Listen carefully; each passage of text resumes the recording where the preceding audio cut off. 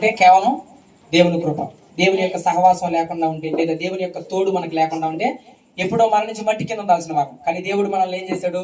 సజీవులుగా నిలబెట్టి ఆయన సన్నిధానంలో ఈ రీతిగా నిలబెట్టినందుకై దేవుని నామానికి మహిమ, ఘనత, ప్రభావములు కలుగును గాక. ఆమేన్, హల్లెలూయా. సరే, వాక్య భాగంలోకి వెళ్ళిపోదాం. మనకి టైం ఎంత అయిందన్నా? టైం ఎంత అయిందన్నా? 8:20. ఓకే, 8:20 అంటే 8:40 9 లోపల హాఫ్ అన్ అవర్ ఖచ్చితంగా మన వాక్యం అయితే ఉంటది కాబట్టి హాఫ్ అన్ అవర్ లోపల ముగించేదానికి ట్రై చేద్దాం. సరే, దేవుని వాక్యంలోకి వెళ్ళినట్లయితే ఇర్మియా గ్రంథం 18వ అధ్యాయము 1వ వచనం నుంచి 6వ వచనం దాకా చదువుకుందాం. ఇర్మియా గ్రంథం 1వ అధ్యాయము 6వ వచనం, 1వ వచనం, 18వ అధ్యాయం 1 నుంచి 6 వరకు చదవండి. నిదానంగా ఏంటి ఇబ్బంది లేదు. ఇర్మియా గ్రంథం 642వ పేజీ, 642వ పేజీ. ఇర్మియా గ్రంథం 18వ అధ్యాయము 1వ వచనం నుంచి 6వ వచనం దాకా చదవన్నా. తీసుంటే కనపడుతుంది. యెహోవా యొద్ద నుండి ఇర్మియాకు ప్రత్యక్షమైన వాక్కు, నీవు లేచి కుమ్మరింటికి పొమ్ము, అక్కడ నా మాటలు నీకు తెలియజేతును. నేను కుమ్మరి ఇంటికి వెళ్ళగా వాడు తన సారె మీద పని చేయిచుండెను. చదువన్న. కుమ్మరి జిగటి మంటితో చేయిచున్న కుండ వాని చేతిలో విడిపోగా ఆ జిగటమన్ను మరలా తీసుకొని కుమ్మరి తనకు యుక్తమైనట్లుగా దానితో మరి ఒక కొండను చేసెను. దేవునికి స్తోత్రం కలుగును గాక. హల్లెలూయా, హల్లెలూయా. చదవబడిన వాక్యం పరిశుద్ధాత్మ దేవుని చేత మనకందరికి అందించబడుతుండగా ఆ వాక్యానుసారంగా బ్రతకాలని ఆశపడుతున్న ప్రతి బిడ్డకు దేవుని యొక్క కృప కలుగును గాక. ఆమేన్, హల్లెలూయా. ఇక్కడ ఒక పాస్టర్ గారు, లేదంటే ఒక యాజకుడు, ఆయన ద్వారా దేవుడు మనతో మాట్లాడుతున్న మాట, ఇర్మియా గారు ద్వారా దేవుడు మనతో మాట్లాడుతున్న మాట ఏంటంటే, ఆయనకి దేవుడు ప్రత్యక్షమై ఏమని చెప్పాడంటే, ఇర్మియా నీవెక్కడికి వెళ్ళాలంటే, అంటే అంతకు ముందు చాలా జరుగున్నాయి. ఎవరి గురించి అంటే, ఇది ఇశ్రాయేలీయుల గురించి. దానికి ముందు వారు వ్యతిరేకతలు కానీ దానికి ముందు సంబంధించినటువంటి చాలా విషయాల్లో ఇర్మియా గారు ఏమైపోయారంటే కృంగిపోయినారు. దేవునికి స్తోత్రం, హల్లెలూయా. ఏమైనారో కృంగిపోయినారు కొన్ని విషయాల వల్ల. దానివల్ల దేవుడు ఏమంటాడంటే, ఇర్మియా నీవు దీన్ని చూసి కృంగిపోబాక, నేను ఒక విషయం నీకు తెలియజేస్తా. నీవు ఎక్కడికి వెళ్ళాలా? కుమ్మరి వాని ఇంటికి వెళ్ళు. దేవునికి స్తోత్రం, హల్లెలూయా. ఎవరింటికి? కుమ్మరి వాని. ఒక కుమ్మరి వాని ద్వారా దేవుడు ఈ రోజున మనకు వాక్యం నేర్పించబోతున్నాడు. దేవునికి స్తోత్రం. మన యొక్క జీవిత పాఠాలు ఎక్కడి నుంచి నేర్పించబోతున్నాడు అంటే, ఒక కుమ్మరి వద్ద నుండి దేవుడు మనతో మాట్లాడబోతున్నాడు. ఈ రోజున దేవుడు మనతో ఏదైతే మాట్లాడుతాడో అదే రీతిగా మన జీవితాలు బాగుపడును గాక. హల్లెలూయా. ఇప్పుడు చూడన్నా, 18వ వచనం చదువన్నా. యెహోవా యొద్ద నుండి ఇర్మియాకు ప్రత్యక్షమైన వాక్కు, నీవు లేచి కుమ్మరి వాని ఇంటికి పొమ్ము, అక్కడ నా మాటలు నీకు తెలియజేసేదను. చదువన్నా. నేను కుమ్మరి ఇంటికి వెళ్ళగా వాడు తన సారె మీద పని చేయుచుండెను. దేవునికి స్తోత్రం కలుగును గాక. ఆమేన్ చెప్పండి గట్టిగా. హల్లెలూయా. ఇక్కడ మనం చూడాల్సిన విషయం ఏంటంటే, అక్కడ దేవుడు మనతో ఏం మాట్లాడుతున్నాడంటే, అక్కడ చూడండి ఏమనుందో. అక్కడ పనివాడు ఏం చేస్తాడంట? తన సారె పైన పని చేస్తున్నాడు. సారె అనగా అర్థం ఏంటంటే, మనకందరికి తెలుసు, మనకంటే నాకు తెలియదండి నిజంగా. కుండలు ఎట్లా తయారు చేస్తారు నాకు తెలీదు. ఒకవేళ మీరు చూస్తుంటే చెప్పండి, ఇబ్బంది లేదు. ఇప్పుడు కుమ్మరి వారి ఇంటికి వెళ్ళినప్పుడు ఇర్మియా గారు కుమ్మరి వారి ఇంటికి వెళ్ళగానే ఇంట్లోకి వెళ్ళాలా, ప్రస్తుతానికి చూస్తున్నాడు. అంటే దేవుడు ఎందుకు ఇక్కడికి పంపించాడు? దేవుడు ఎందుకు నన్ను ఇక్కడికి రప్పించాడు? అసలు దేవుడు నాకు ఏమి నేర్పించాలనుకుంటున్నాడు? దేవుడు నాకు ఏం తెలియజేయాలనుకున్నాడని నిలబడి ఇర్మియా గారు చూస్తా ఉంటే, కుమ్మరి వాడు ఏం చేశాడో తెలుసా? ఒక బంకమట్టిని తీసుకొని, తల అందరూ చూస్తుండ్రా, బంకమట్టిని తీసుకొని ఎక్కడ పెట్టాడంట? చెప్పాలమ్మా. సారి. దేవునికి స్తోత్రం, హల్లెలూయా. సారి పైన పెట్టాడు. ఇప్పుడు మనకు కావాల్సిన పదం అక్కడే ఉంది. ఒక బంకమట్టిని తీసి, అదే కదా ఉండేది అక్కడ మట్టి. ఏ మట్టి అని రాస్తుంది? జిగట మట్టి. జిగట మట్టి అంటే మన భాషలో అయితే బంకమట్టి అంటాం. బంకమట్టిని తీసి ఎక్కడ పెట్టాడంటే సారి పైన పెట్టాడు. బంకమట్టిని సారి పైన పెట్టక ముందు జరిగే ఒక సన్నివేశం ఉంటది తెలుసా? ఏం జరుగుతుందో తెలుసా?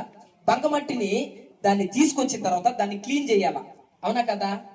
ఏం చేయాలా? మట్టిని క్లీన్ చేయాలా. దాంట్లో గడ్డి పూసలు ఉంటాయి, లేదా రాళ్ళు ఉంటాయి, లేదంటే చెత్త చెదారం ఉంటది.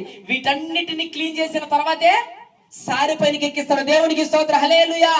గుర్తు పెట్టుకో బిడ్డ, ఇక్కడికి వచ్చి నువ్వు ఈ రోజు నీలోని తీసేయబోతున్నాడు. దేవునికి స్తోత్రం, హల్లెలూయా. మట్టె సారిపై ఎక్కక ముందే ఏ రీతిగా శుద్ధీకరించబడిందో అదే రీతిగా ఈ రోజున దేవుడు నిన్ను శుద్ధీకరించబోతున్నాడు. నీవు ఏ సమస్య నీ హృదయంలో పెట్టుకొని ఇక్కడికి వచ్చినావో, ఏ బాధ కలిగి నువ్వు ఈ రోజున ఇక్కడికి వచ్చినావో, ఏ వేదనత కలిగి నువ్వు ఇక్కడ సన్నిధానికి వచ్చినావో, నా దేవుడు నీతో చెప్తున్న మాట ఏంటో తెలుసా? నీలో ఉన్న ఆ ఆవేదనను దేవుడు కొట్టివేయబోతున్నాడు. దేవునికి స్తోత్రం, హల్లెలూయా. కుమ్మరివాడు మట్టిని క్లీన్ చేసినట్లుగా, కుమ్మరివాడు బంక మట్టిని శుద్ధి చేసినట్లుగా నా దేవుడు నిన్ను శుద్ధి చేయబోతున్నాడు. ఈ రోజున నీవు ఏ వేదన కలిగి ఉన్నావో గుర్తు పెట్టుకో. నా దేవుడు నీతో వాగ్దానం చేస్తున్నాడు. నువ్వు ఏ వేదన కలిగి ఉన్నావో, ఏ బాధను కలిగి ఉన్నావో, ఏ రోగము కలిగి ఉన్నావో, ఏ అవహేళన పడిపోయి ఉన్నావో, ఏ అవమానం కలిగి ఉన్నావో, నా దేవుడు నిన్ను ఈ రోజున బాగు చేయబోతున్నాడు. దేవునికి స్తోత్రం, హల్లెలూయా. ఏం చేయబోతున్నాడు దేవుడు? సారిపోయిన ఎక్కక ముందే, నీవు మందిరానికి రాకముందే, నీలో ఆశ కలిగినప్పుడే, ఆశ మొదలైనప్పుడు, నువ్వు ప్రార్థనకి ఈ రోజు పోవాలనుకున్నావే, ఆ క్షణానే దేవుడు నిన్ను శుద్ధి చేయడానికి రెడీ అయిపోయినాడు. దేవునికి స్తోత్రం. అక్క ఇప్పుడు మనం చెప్పాలి, ఎన్నో రోజులు తెలవండి ఖచ్చితంగా. సారిపైకి ఎక్కక ముందు కుమ్మరివాడు ఏం చేశాడు? శుద్ధం చేశాడు. అంటే పరిశుద్ధం చేశాడు. దాన్ని ఏ చెత్త లేకుండా, ఏ రాయిలు లేకుండా, ఏ మలినం లేకుండా ఏం చేశాడు? బంకమట్టిని శుద్ధం చేశాడు. అంటే నీవు మందిరానికి రాక మునిపే, దేవునికి స్తోత్రం, హల్లెలూయా. మందిరానికి రాక మునిపే నీలో కలిగే ఆశను బట్టే దేవుడు నిన్ను బాగు చేస్తాడు. దేవునికి స్తోత్రం. హృదయపూర్వకంగా అంగీకరించాలని నువ్వు దేవుని మందిరానికి రావాలంటే, దేవుని సన్నిధిలో నువ్వు అడుగు పెట్టాలంటే, ఎవరో తీసుకొస్తే రాకూడదు, ఎవరో లాక్కొస్తే రాకూడదు. నీకు కలగాల. దేవుని సన్నిధిలో నువ్వు నిలబడాలంటే, దేవుని మందిరంలో నువ్వు నిలబడాలంటే నీకు కలిగి మందిరంలో నిలబడాల. దేవునికి స్తోత్రం. ఒకవేళ నిన్ను ఎవరైనా లాక్కొని వస్తే నిలబడదా కాబట్టి? నిలబడదు. ఆ విశ్వాసం నిలబడదు. నీకు కలగ, అందుకే నా దేవుడు అంటున్నాడు, నువ్వు మందిరంలో వచ్చేది పక్కన పెట్టి నీకు కలగత చూసే ఆశ. మందిరానికి ఈరోజు మనం వెళ్ళాలా, ప్రార్థన చెయ్యాలా, ఖచ్చితంగా మందిరంలో మనం నిలబడాలనుకుంటావే, ఆ క్షణమే నీలో ఉన్న పాపాన్ని దేవుడు దూరపరుస్తాడు. దేవునికి స్తోత్రం, హల్లెలూయా. కుమ్మరి వాణి ద్వారా ఈ రోజు మనతో మాట్లాడుతున్నాడు దేవుడు. నువ్వు ఏ పాపం కలిగి ఉన్నావో నా దేవుడు నీతో చెప్తున్నాడు, అది ఎటువంటి పాపమైనా నేను తొలగిస్తా. నీవు సారిపైకి రాక మునిపే, మందిరంలో అడుగు పెట్టక మునిపే నేను బాగు చేస్తాను నిన్ను. అది నీలో ఏ బాధ ఉందో, అది ఏ సమస్య ఉందో, నీలో నువ్వు ఎవరికి నలుగురికి చెప్పుకోలేని పరిస్థితిలో ఉన్నావేమో, నీ ఇంట్లో వారికి చెప్పుకోలేని బాధలో ఉన్నావేమో, ఆ బాధను నా దేవుడు తీసేయబోతున్నాడు ఈ రోజు. దేవునికి స్తోత్రం, హల్లెలూయా. గొప్ప గొప్ప మర్మాలను దేవుడు ఈ వాక్యంలో దాగి ఉన్నదక్క, దాచిపెట్టాడు. ఖచ్చితంగా ఇవన్నీ మనం పొందుకోవాలా. ఇంకొక విషయం చెప్పరా మీకు, ఈ వాక్యాన్ని చదివేటప్పుడు నాకు అనిపించింది ఏందో తెలుసా? ఆ వాక్యాన్ని బట్టి ఎవ్వరు కూడా నరకానికి వెళ్ళరాక తెలుసా మీకు? దేవుడికి అసలు ఇష్టమే లేదు మనం నరకానికి వెళ్ళడం. అసలు ఆ వాక్యం చదివేటప్పుడు నాకు అనిపిస్తుంది, నరకానికి పంపిడేమో దేవుడు. నేను ఒక విషయం చెప్పనా, ఎవరైనా తన బిడ్డ పాపం చేశాడు అనుకోండి. ఇప్పుడు ఒక తల్లికి ఒక బిడ్డ ఉన్నాడు, ఒక తల్లికి ఒక బిడ్డ ఉన్నాడు. ఆ బిడ్డ ఒక తప్పు చేశాడు, ఒకరిని చంపేసి వచ్చాడు, లేదా ఒక తప్పు చేసి వచ్చాడు, ఒక దొంగతనం చేసి వచ్చాడు. ఏమండి, తల్లి చంపేస్తుందా కొడుకుని? లేదా దూరం చేసుకుంటుందా? లేకుంటే వాడిని వెలివేస్తుందా? లేదు. ఏం చేస్తుంది? ఆ బాధను తట్టుకోను, లేదంటే అవతల వాళ్ళకి ఒక సమాధానం చెప్పుకోను, తన బిడ్డను ఏం చేస్తుంది? తన కౌగిట్లో.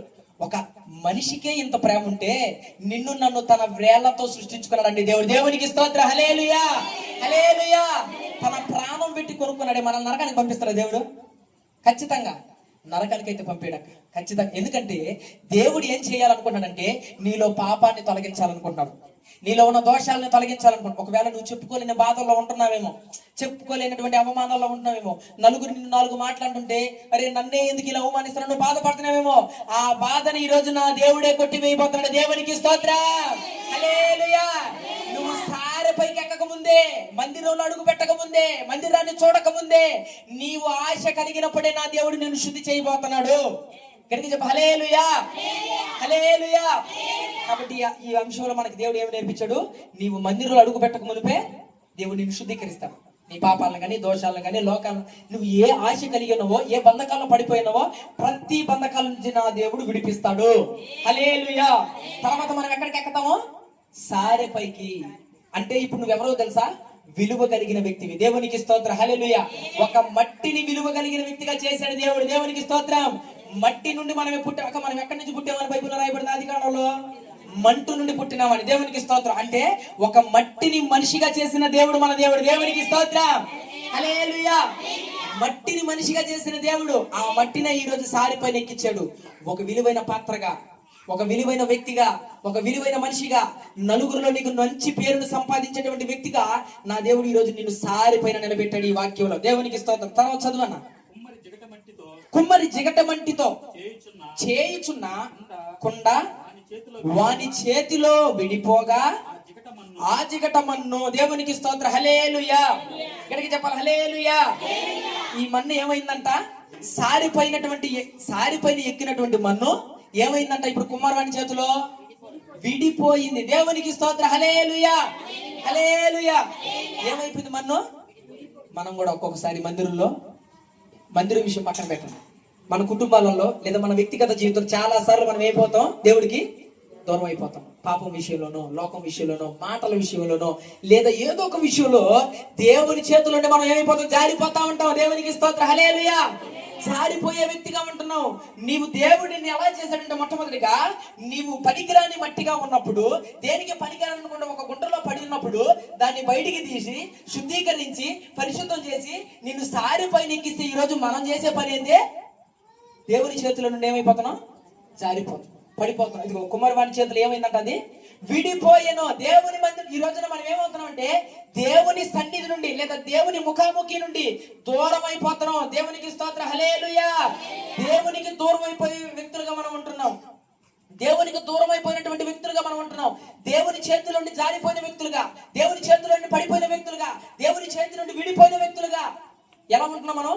విడిపోయిన వ్యక్తులుగా, జారిపోయిన వ్యక్తులుగా, పడిపోయిన వ్యక్తులుగా ఉంటున్నాం. అందుకే నా దేవుడు నన్ను నా చేతుల నుండి జారిపోయావు, విడిపోయావు అని దేవుడు ఏం చేశాడు? నిన్ను నన్ను ఏం చేశాడు? పడేశాడు. అనా పడేలేదు. అక్కడ వాక్యం ఏమో చదవండి అందనే. తర్వాత దేవుడు అంటాడు చూడండి, అక్కడ నువ్వు దేవుని దగ్గర నుండి ఏమైపోయావు? మనం ఇప్పుడు విడిపోయాము, దూరం అయిపోయాము, జారిపోయాము. అది ఏదో ఒక రీత లోకంలోనో, పాపంలోనో, లేకుంటే అపవిత్రతలోనో, దేనిలోనో నువ్వు జారిపోయి పడిపోయింటే నా దేవుడు నిన్నేం చేశాడో తెలుసా? చదవక అక్కడ మరలా తీసుకొని. దేవునికి స్తోత్రం. హల్లెలూయా. హల్లెలూయా. ఈ రోజు చిన్న చిన్న పాపాలలో మనం పడిపోయి ఉండొచ్చు, లోకంలోనో, మాటల్లోనో, లేకుంటే వ్యక్తిగత జీవితంలోనో పడిపోయి ఉండొచ్చు. నా దేవుడు నిన్ను విడిచిపెట్టేవాడు కాదు. దేవునికి స్తోత్రం. హల్లెలూయా. నీ పాపాలను పరిశుద్ధం చేయగలిగిన నా దేవుడు ఈ రోజు నిన్ను మరలా ఏం చేశాడు తెలుసా? ఆయన మరలా తీసుకున్నాడు. దేవునికి స్తోత్రం. హల్లెలూయా. ఏ సారిపై నుంచి నువ్వు పడిపోయావో, ఏ దేవుని చేతుల నువ్వు జారిపోయావో అదే చేతుల దగ్గరకు మరలా. దేవునికి స్తోత్రం. నువ్వు బాధపడబాక, అయ్యో నేను పాపం చేశాను, మందిరానికి పోవడానికి అర్హుడను కాదేమో, అయ్యో ఈ లోపం ఉంది నాలో, ఈ పాపం ఉంది నాలో, ఈ అపవిత్రత ఉంది నాలో నువ్వు బాధపడుతున్నావేమో. నా దేవుడు నిన్ను మార్చగలడు. దేవునికి స్తోత్రం. నీ పాపము నుండి విడుదల కలిగిన దేవుడు నా దేవుడు. మరి ఏ విషయాన్ని బట్టి బాధపడుతున్నావు? ఏ విషయాన్ని బట్టి కృంగిపోతున్నావు? ఏ విషయం? నా దేవుడు చెప్తాడమ్మా, నేను ఏ పాపమన్నా నేను తొలగిస్తా. అందుకే అంటున్నాడు చూడండి, అక్కడ కుమ్మరి వాని చేతులు ఆ కొండ ఏమైపోయింది? విడిపోయింది, పడిపోయింది, దూరం అయిపోయింది. కానీ ఆ కుమ్మరివాడు ఏం చేశాడు? పడేశాడు దాన్ని. ఒక కుమ్మరివాడు మట్టినే పడైనప్పుడు నా దేవుడు నిన్నెందుకు విడిచిపెడతాడు? నన్ను ఎందుకు విడిచిపెడతాడు? నిజమే కదక్క. ఇప్పుడు పాపం చేసిన దేవుడు వదిలిపెట్టేస్తాడా? వదిలిపెట్టడాక మరలా నిన్ను తీసుకుంటాడు. దేవునికి స్తోత్రం. నువ్వు మోకాళ్ళయ్యి దేవుడు ఎందుకు తీసుకోండి నిన్ను? నువ్వు మోకాళ్ళేసి ఒప్పుకో, దేవుడు ఎందుకు తీసుకోండి నిన్ను? నువ్వు అనుకుంటున్నావేమో, అయ్యో నేను పాపం చేశాను, నేను అర్హురాలు కాదు, అయ్యో నేను పాపం చేశాను, నేను దేనికి పనికిరానటువంటి వాడిని అయిపోయానేమో, దేవుడికి నేను వ్యతిరేకతను అయిపోయానేమో అనుకుంటున్నావు నువ్వు. నా దేవుడు అంటాడు మరలా నీకు కొత్త రూపాన్ని ఇవ్వబోతున్నాడు దేవుడు. దేవునికి స్తోత్రం. కుమ్మరి వాని చేతులు అది పడిపోయిందా? చదువు అన్నదాన్ని 4వ వచనం చదువు. మరలా విడిపోగా ఆ జిగట మన్ను మరలా తీసుకొని కుమ్మరి తనకు యుక్తమైనట్లుగా దానితో మరి ఒక కుండ చేసాను. దేవునికి స్తోత్రం. హల్లెలూయా. ఏం చేశాడంట? మరి ఒక కుండ, ముందున్న కుండ కాదు, మరి ఒక కుండను చేశాడు దేవుడు. మరలా కొత్త రూపాన్ని ఇచ్చాడు దానికి. ఈ రోజున నువ్వు పాపంలో పడిపోయి నీ ముఖం మారిపోయి ఉండొచ్చు, నీ యొక్క జీవితం మారిపోయి ఉండొచ్చు, లేదా నీ యొక్క ప్రవర్తన మారిపోయి ఉండొచ్చు. నా దేవుడు మరలా నీకు కొత్త రూపం ఇవ్వబోతున్నాడు. దేవునికి స్తోత్రం. హల్లెలూయా. ఇక అయిపోయింది నా జీవితం, దేవుడి మందిరానికి నేను పనికిరాను, ఇక అయిపోయింది నా బ్రతుకు, ఇక దేవుడి మందిరానికి నేను పనికిరాను, పాపంలో పడిపోయాను, లోకంలో పడిపోయాను, అపవిత్రతలో పడిపోయాను నువ్వు అనుకుంటున్నావేమో. మరలా కొత్త రూపాన్ని నా దేవుడు నీకు ఇవ్వబోతున్నాడు. ఒప్పుకొని విడిచిపెట్టు. దేవునికి స్తోత్రం. హల్లెలూయా. నువ్వు ఒప్పుకొని విడిచిపెడితే నా దేవుడు నీకు మరలా కొత్త రూపాన్ని ఇవ్వబోతున్నాడు. దేవుడు చూడండి ఎంత నీట్గా నేర్పిస్తున్నాడు. కుమ్మరి వాని చేతి నుండి వచ్చే కుమ్మరి మట్టి నుండి మనకి దేవుడు ఎన్నో పాఠాలు నేర్పిస్తున్నాడు. నువ్వు పడిపోయావో జారిపోయావో అది తర్వాత విషయం. నా దేవుడు అంటున్నాడు, మరలా నీకు కొత్త రూపాన్ని కొత్త రూపాన్ని ఇవ్వబోతున్నాడు. కొత్త అనుభవాన్ని నీకు నేర్పించబోతున్నాడు. కొత్త రూపాన్ని నీకు ఇచ్చి కొత్త అనుభవంలోకి నిన్ను నడిపించబోతున్నాడు నా దేవుడు. నువ్వేం చేయాలో తెలుసా? ఒప్పుకోవాలి. కొన్ని విషయాల్లో ఒప్పుకోవాలి, కొన్ని విషయాల్లో తగ్గాలి, కొన్ని విషయాల్లో ఇది అవ్వాలి. ఖచ్చితంగా నా దేవుడు నిన్ను తన చేతుల్లోకి తీసుకుంటాడమ్మా, ఖచ్చితంగా తీసుకుంటాడు. ఇదిగో కుమ్మరి వాడు దాన్ని పడేయిలా, అరే ఇరిగిపోయిందే, ఇది పనికిరాదేమో అని అనుకోలా, దాన్ని తీసుకున్నాడు, మరలాడు పెట్టి ఇది ఎందుకు ఇరిగిపోయింది, ఇది ఎందుకు జరిగింది ఈ విధంగా అనుకున్నాడు. దానికి కొన్ని నీళ్లు చల్లాడు, మళ్ళీ ఒక మట్టి తీసుకున్నాడు, ఇంకొకరు తట్టాడు, దాన్ని అట్టి చేసి మరలా సారి పైకి ఎక్కించాడు. దేవునికి స్తోత్రం. కొత్త రూపం, కొత్త రూపం, కొత్త అనుభవం. నా దేవుడు నిన్ను కొత్త రూపానికి నడిపించబోతున్నాడు. దేవునికి స్తోత్రం. ఉన్న పరిశుద్ధతను విడిచిపెట్టుకున్నావేమో, మరి ఒక పరిశుద్ధతను నీకు ఇవ్వబోతున్నాడు. దేవునికి స్తోత్రం. నా దేవుడే నీ కాడికి దిగి రాబోతున్నాడు ఈ రోజున. మరి కాబట్టి మనం ఏం చేయాలా? దేవుని సన్నిధిని, అదే ఏమంటారు, దేవుని చేతి నుండి విడిపోయిన వ్యక్తులుగా కాకుండా ఆయన చేతికి అంటు కట్టబడిన వ్యక్తులుగా ఉండాలి. దేవునికి స్తోత్రం. హల్లెలూయా. ఈ రెండో విషయంలో దేవుని చేతిలో నుండి నువ్వు విడిపోయినావేమో, దేవుని చేతులు జారిపోయినావేమో, దేవుని చేతుల నుండి దూరం అయిపోయినావేమో, నా దేవుడే నిన్ను పట్టుకోవడానికి రెడీగా ఉన్నాడమ్మా. దేవునికి స్తోత్రం. హల్లెలూయా. జారిపోవలేదు మనం. ఎందుకంటే ఒకవేళ పడిపోయినా ఒక్కసారి కృతజ్ఞతాస్తుతులు చెల్లించి దేవుని నామాన ప్రార్థిస్తే ఖచ్చితంగా ఆయన మరలా ఏ సారిపై నుంచి పడిపోయావో అదే సారిపై ఎక్కిస్తాడు మళ్ళీ. దేవునికి స్తోత్రం. హల్లెలూయా. తర్వాత చదవనా? ఐదో వచనం. అంతటా యెహోవా వాక్కు ప్రత్యక్షమై ఈలాగు సెలవిచ్చెను. దేవునికి స్తోత్రం. హల్లెలూయా. గట్టిగా చెప్పాలి హల్లెలూయా.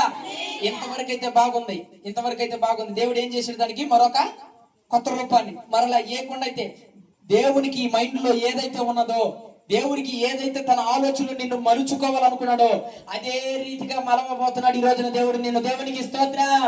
హల్లెలూయా. ఇంతవరకు అయితే బాగానే ఉంది, కానీ ఇక్కడ ఇంకొక విషయం దాగి ఉన్నది తెలుసా? ఏదో తెలుసా? ఇప్పుడు కొండ తయారైపోయింది, కొండ దానికి ఒక కొత్త రూపం వచ్చేసింది. అంటే ఆయన కుమ్మరి అతను ఏదైతే చేయాలనుకున్నాడో, ఆయన ఆలోచనలో ఏదైతే ఉండాలి అనుకున్నాడో అదే రీతిగా కొండను తయారు చేసేసాడు. ఆడికి బాగానే ఉంది. ఇప్పుడు తయారు చేసేసిన కొండను అట్నే అమ్మేస్తారా? పోయి అమ్మతరా? చెప్పాలి, నోరు తెలవాలి తల్లి. అమ్మతరా? అమ్మరుదానే అట్టే డైరెక్ట్ గా షోకేస్ లో పెట్టరు. అంటే దానికి మరలా ఇంకొక ప్రాసెస్ ఉంది. ఏంది? కోసిన ఆ దారంతో తీసిన కొండను ఏం చేయాలా? ఎండలో పెట్టాలి. దేవునికి స్తోత్రం. హల్లెలూయా. కొన్ని వడదెబ్బలు తగులుతుంటాయి మనకు కూడా, మందిరంలో తగులుతుంటాయి, కుటుంబంలో తగులుతుంటాయి, మనం ఉన్నటువంటి ప్రదేశంలో కూడా మనకి ఇటువంటి ఎండ దెబ్బలు తగులుతూ ఉంటాయి. తట్టుకోవాలి. దేవుడు మనకి కొత్త రూపాన్ని ఇచ్చినప్పుడు దేవునికి స్తోత్రం. నువ్వు దేవుళ్ళ ఎదుగుతున్నావు అంటే 4 రాళ్ళు పడతా ఉంటాయి నెత్తిన. ఏదో ఒక సామెత అంటారు చూడు, కాయలున్న చెట్టుకే రాళ్ళ దెబ్బలు. అట్లాగా విశ్వాసంలో నువ్వు ఎదుగుతున్నావు అనుకో, సాతాను గడు గమ్ముకుంటాడా? ఏదో ఒక రాయి వేస్తా ఉంటాడు నీ మీద, ఎవరో ఒకరి ద్వారా వేస్తా ఉంటాడు. నీవు ఎండబడిన వ్యక్తిగా మార్చబడాలి ఇప్పుడు. దేవునికి స్తోత్రం.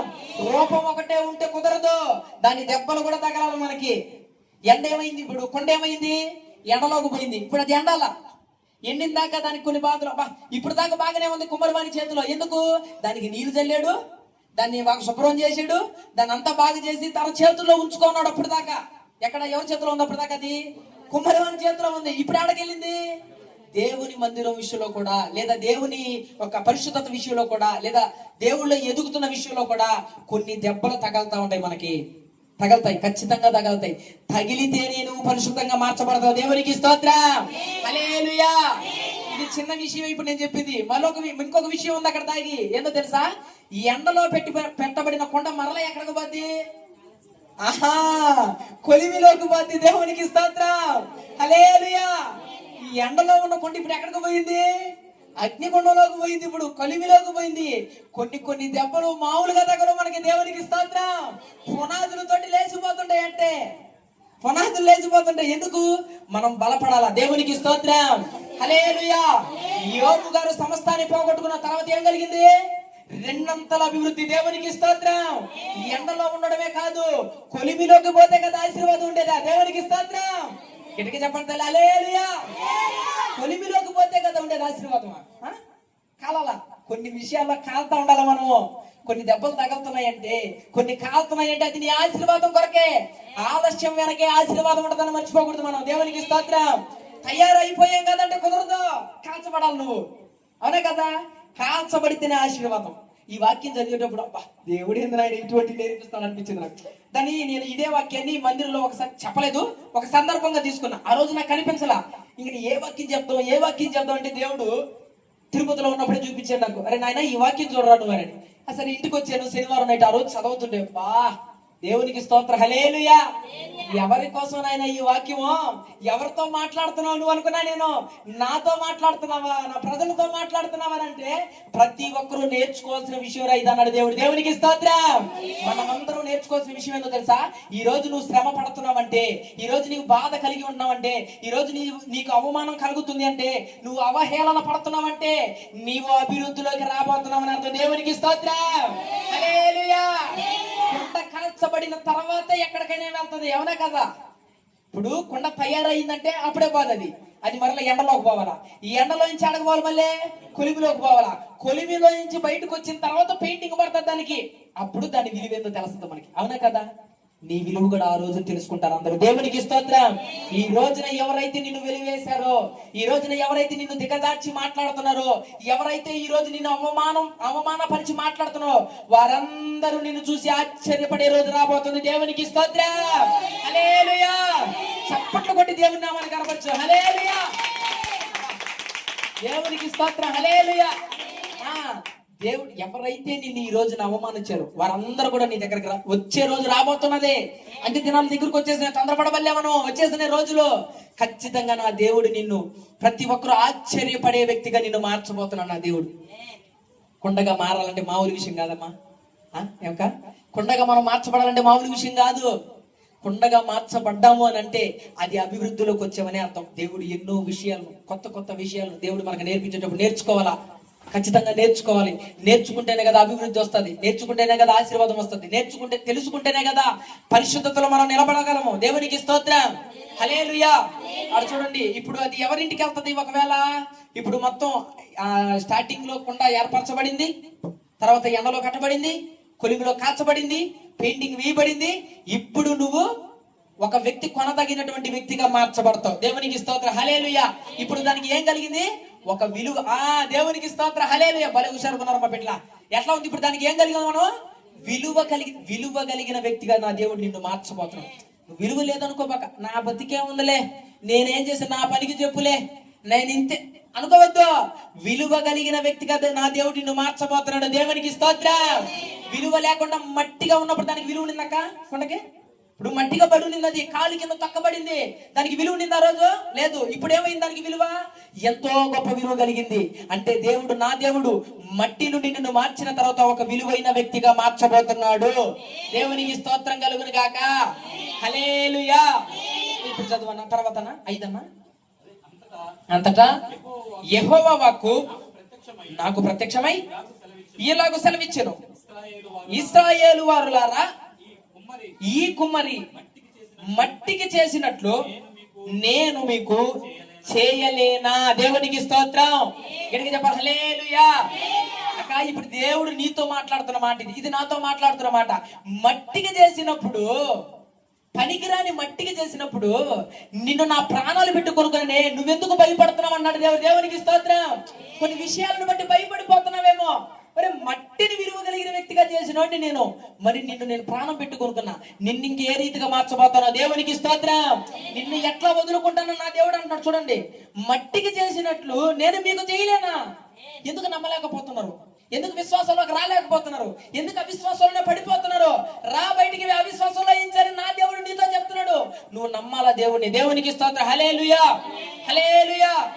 నువ్వు నమ్మితేనే దేవుని మహిమను చూడగలమా, నమ్మాలమ్మా, ఖచ్చితంగా నమ్మాలి. నా దేవుడు ఈ కార్యం జరగదు అని నువ్వు అనుకుంటున్నావే, అది జరిగించగలడు. ఒక చిన్న సాక్ష్యం చెప్తా మీకు, చిన్న సాక్ష్యము. ఎందుకంటే నిన్నగాక మొన్నే జరిగింది అది మా పెద్దమ్మ విషయంలో. ఎట్లా అంటే, నేను ఇక్కడి నుంచి తిరుపతి ప్రాంతానికి, మన చాలా మందికి తెలుసు, తిరుపతి ప్రాంతానికి పనికి వెళ్ళిపోయాను. వెళ్ళిపోతే నేను వెళ్ళిపోయేటప్పుడు అనుకున్నా మా పెద్దమ్మని హాస్పిటల్కి తీసుకెళ్ళాలా. మా పెద్దమ్మ అనేది నాతో పోతా నువ్వు వెళ్ళబాకరా, నువ్వు నా పక్క నుండి నన్ను చూసుకొని అయినా అనింది మా పెద్దమ్మ. వెళ్ళేటప్పుడు చాలా బాధ అనిపించింది. అయ్యో వదిలేసి వెళ్ళిపోతున్నానే, ఎట్లా చేయాలా ఏంది అని అనుకున్నా నేను. ఎందుకు అంటే పని ముఖ్యమైపోయిందా లేకపోతే ఎట్లా, నాకు చాలా విషయాలు అంటే చాలా విధంగా ఆలోచించా. సరే ఏదేమైనా ఇంకా నాకు తప్పలేదు, నీలిమకు ఫోన్ చేస్తే నీలిమ వచ్చింది. దేవునికి స్తోత్రం, హల్లెలూయా. సహకారిగా నీలిమ వచ్చింది. నీలిమ వచ్చి పెద్దమ్మని హాస్పిటల్కి తీసుకెళ్ళింది.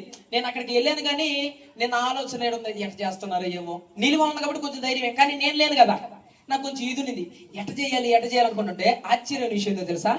ఆమె ఎక్కడికి వెళ్ళిందంటే మెడికవర్ హాస్పిటల్కి వెళ్ళింది. మెడికల్ హాస్పిటల్కి వెళ్తే నేను ఇక్కడి నుంచి తిరుపతికి పనికి వెళ్ళా. ఆశ్చర్యమైన అద్భుతమైన కార్యం చేశాడు అక్కడ దేవుడు. దేవునికి స్తోత్రం.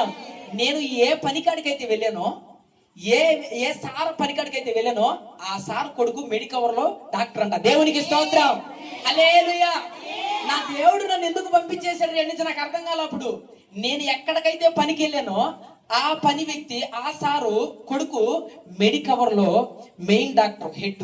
దేవునికి స్తోత్రం. అది కూడా ఇంకో విషయం తెలుసా? ఏ జబ్బుతో, ఏ బాధతో ఆమె అక్కడికి వెళ్ళిందో ఆ జబ్బుకే డాక్టర్ ఆయన. దేవునికి స్తోత్రం, హల్లెలూయా. క్యాన్సర్ అని బాధపడుతుంది ఆమె, అదే క్యాన్సర్ డాక్టర్ ఆయన. ఇంకొక విషయం తెలుసా? ఆయనే సర్జరీలు చేసేవాడు. దేవునికి స్తోత్రం, హల్లెలూయా. అసలు ఎంత ఆశ్చర్యం అంటే, నేను వెళ్ళడం ఏంది, ఆ డాక్టర్ అక్కడ ఉండడం ఏంది. అక్కడి నుంచి ఫోన్ చేస్తే కొన్ని నిమిషాల్లోనే పని జరిగిపోయింది. దేవునికి స్తోత్రం, హల్లెలూయా. కొన్ని పేపర్లు రాలా, కొన్ని దగ్గర నుంచి ఒకే ఒక్క ఫోన్ కాల్. ఆ సార్ ఫోన్ చేస్తే నిమిషాలు ఆ పేపర్లు అక్కడికి దిగాయి. దేవుడు ఏది ఊరికినే చేయడాక. దేవునికి స్తోత్రం. నేను వెళ్ళిపోయానని బాధపడ్డా, కానీ దేవుడు అక్కడ చేశాడు కార్యం. దేవునికి స్తోత్రం. నేను చెయ్యలేని పనిని దేవుడు జరిగించాడు. దేవునికి స్తోత్రం, హల్లెలూయా. నీ జీవితంలో కూడా కొన్ని లేట్ అవుతాయి. ఏందిరా నాయన, ఈ రోజు నేను ఇది అనుకున్నది జరగలేదే, ఇది నేను అనుకున్నది ఎందుకు జరగలేదని నువ్వు బాధపడుతున్నావు. దేవుడు దానికి ముందే సిద్ధపరుచున్నాడు. దేవునికి స్తోత్రం, హల్లెలూయా. కాబట్టి కొన్ని విషయాల్లో నీకు లేట్ అవుతున్నాయి అంటే నువ్వు భయపడాల్సిన అవసరం లేదు. దేవుడు ఏదో కార్యం చేయబోతున్నాడని అర్థం, ఏదో అద్భుతం నీ జీవితంలో చేయబోతున్నాడని అర్థం. అట్లా దేవుడు ఆ సాక్ష్యాలు అలా చేశాడు. ఇక్కడ కూడా ఇక్కడ అంటున్నాడు, ఏమని మాట్లాడుతాను తెలుసా? నేను మట్టిగా చేసినట్లు మీకు చేయలేనా? మీరు ఎందుకు భయపడుతున్నారు? మట్టినే మనిషిగా మార్చినటువంటి నేను నీకు చేయలేనా? నీ కార్యాలు, నీ జీవితంలో కొన్ని విపత్తులు నేను ఎందుకు తీసేయలేను? నువ్వెందుకు నమ్మలేకపోతానని దేవుడు మాట్లాడు. తర్వాత చదువన్నా. ఇదే యెహోవా వాక్కు, జిగటమన్ను కుమ్మరి చేతిలో ఉన్నట్లుగా ఇశ్రాయేలులారా మీరు నా చేతిలో ఉన్నారు. దేవునికి స్తోత్రం కలుగును గాక. గట్టిగా చెప్పు, హల్లెలూయా, హల్లెలూయా. ఇశ్రాయేలు ప్రజలు ఎవరి చేతిలో ఉన్నారు ఇప్పుడు? ఎవరి చేతిలో అమ్మా? దేవుని చేతిలో ఉన్నారు. ఇశ్రాయేలు ప్రజలు ఇప్పుడు ఈరోజు ఎవరు? మనమంతా ఇశ్రాయేలు ప్రజలు. అంటే ఇప్పుడు మనం ఎవరి చేతిలో ఉన్నాము? దేవుని చేతిలో ఉన్నప్పుడు ఎవడు మనల్ని తీసేయగలడు? దేవునికి స్తోత్రం. ఎవడు ఏం చేయగలడు? మనల్ని ఏం చేయగలడు? సాతానికి ఏమైనా చేయగలవా? దురాత్మకి ఏమైనా చేయగలవా? లేదా లోకస్తులు ఏమైనా చేయగలరా? ఎవరు ఏం చేయగలరు? నువ్వు ఎవరి చేతిలో ఉన్నావో తెలుసా? సర్వశక్తిని కలిగిన చేతిలో. దేవునికి స్తోత్రం, హల్లెలూయా. సర్వలోకములు కేవలం నోటి మాట ద్వారా సృష్టించినటువంటి సృష్టికర్త చేతిలో నువ్వు ఉన్నప్పుడు ఏ విషయానికి ఇంకా భయపడాలి మనము? అందుకే అన్నాడు, ఇశ్రాయేలు ప్రజలారా మీరు ఎందుకు భయపడుతున్నారు? మీరు ఎవరి చేతిలో ఉన్నారు? దేవుని చేతిలో ఉన్నారు. నా చేతిలో ఉన్నారు. మీరు ఇంక ఏ విషయాన్ని బట్టి భయపడాలా? ఏ విషయాన్ని బట్టి కుంగిపోవాలా? ఈ రోజున మనం దేవుని చేతిలో ఉన్నామక్క. అమ్మా, మనం దేవుని చేతిలో ఉన్నాం. నువ్వు ఏ విషయాన్ని బట్టి కృంగిపోబాక. నా దేవుడు నిన్ను తన చేతిలో ఉంచుకొని అన్నాడు, విడిచి పెట్టలేదని మర్చిపోబాక. దేవునికి స్తోత్రం. విడిపోయిన మట్టిని కూడా తన చేతిలోకి తీసుకున్న దేవుడు నిన్నెందుకు విడిచిపెడతాడు? నేను పాపం చేసేసాను, దేవుడు నన్ను వదిలేసాను. నేను లోకంలోకి వెళ్ళిపోయిన దేవుడు ఎప్పుడు వదలడక మనల్ని. దేవునికి స్తోత్రం కలుగును గాక. హల్లెలూయా. దేవుడు మనల్ని వదిలిపెట్టడు. మనం ఎవరి చేతిలో ఉన్నామంట? దేవుని చేతులు. అన్న టైం ఎంత అయిందన్న చూడండి ఒకసారి. 8:50 అయిపోయిందా? కరెక్ట్గా అయిపోయింది. దేవునికి స్తోత్రం, హల్లెలూయా. ఇప్పుడు చెప్పాలి, మనం ఎవరి చేతిలో ఉన్నాము? దేవుని చేతిలో ఉన్నప్పుడు మనకి ఏ విపత్తు కూడా మన జీవితంలోకి రాదు. నువ్వు అనుకున్నది ఖచ్చితంగా ఏదో ఒకనాడు దేవుడు జరిగిస్తాడు. నువ్వు అసలు భయపడాల్సిన అవసరమే లేదు, ఎందుకంటే నువ్వు దేవుని చేతిలో ఉన్నావు. ఈ రోజు మనం 4 విషయాలు నేర్చుకున్నాం ఇక్కడ. మొట్టమొదటిగా చెప్తాను చూడండి. మట్టిని శుద్ధి చేసిన దేవుడు. అంటే మన పాపముల నుండి మనల్ని దేవుడు ఏం చేశాడు? శుద్ధి చేశాడు. నెంబర్ 1. నెంబర్ 2, రెండవది చూసినట్లయితే మనం ఎవరి చేతి నుండి విడిపోయాము చెప్పాలమ్మా? దేవుని చేతుల నుండి విడిపోతే దేవుడు మరలా ఏం చేశాడు? తన చేతిలోకి సరి చేసి తన చేతిలోకి మరలా తీసుకున్నాడు. దేవునికి స్తోత్రం. రెండో విషయం. మూడో విషయం ఏం చేశాడు తెలుసా? కొత్త రూపాన్ని ఇచ్చాడు దేవుడు నీకు. దేవునికి స్తోత్రం, హల్లెలూయా.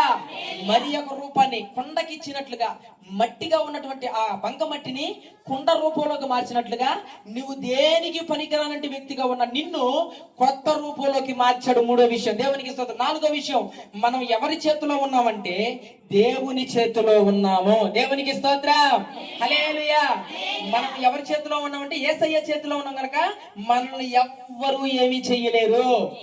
ఏ విపత్తు నిన్నేమి చేయలేదు, ఏ ఆర్థిక సమస్య నిన్నేమి చేయలేదు, ఏ ఏ ఏ విషయంలో కూడా నీవు భయపడాల్సిన విషయము లేదు. ఎందుకంటే మనం ఎవరి చేతిలో ఉన్నామో దేవుని. ఒకే ఒక్క వచనం చెప్పేస్తాను, అక్కడే ఉంది చూడన్నా.